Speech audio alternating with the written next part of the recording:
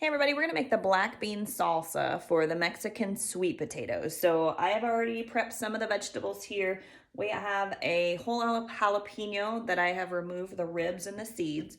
So I'm going to quickly chop that up, and then we're gonna add in the rest of the vegetables and mix up this salsa. So I quickly slid my knife through there. I'm gonna chop this the rest of the way through.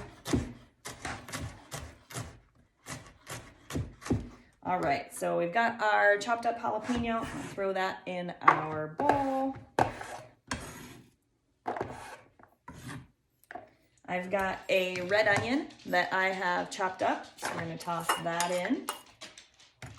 Calls for 1 pound of tomatoes, so I've chopped up most of those tomatoes. We're gonna dump those in. And then I'm gonna show you on this last one how I dice my tomatoes. So I'm gonna slide my knife through and create a couple different layers in there, and then stack them all up like that, and then start to make those chops. So I'm gonna chop on down through there, and then I'm gonna turn it, and I'm gonna slice it through the other way. So you always wanna make sure that you are keeping your fingers out of the way. It didn't happen today, but one time when I was chopping, I actually sliced my fingernail off because these knives are so sharp. So be very careful. So now we have our tomatoes, our onions, and our jalapenos in there.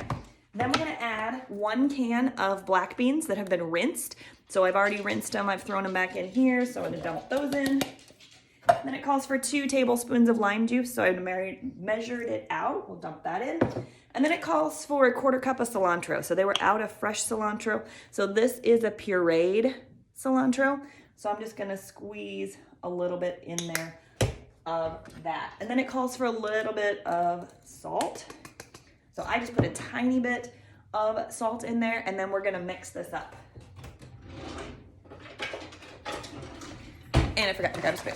So we're gonna mix this on up, and that becomes our black bean salsa. So the longer it sits in the lime juice, the more those flavors are going to marinate together, and they're going to be amazing on our Mexican sweet potatoes.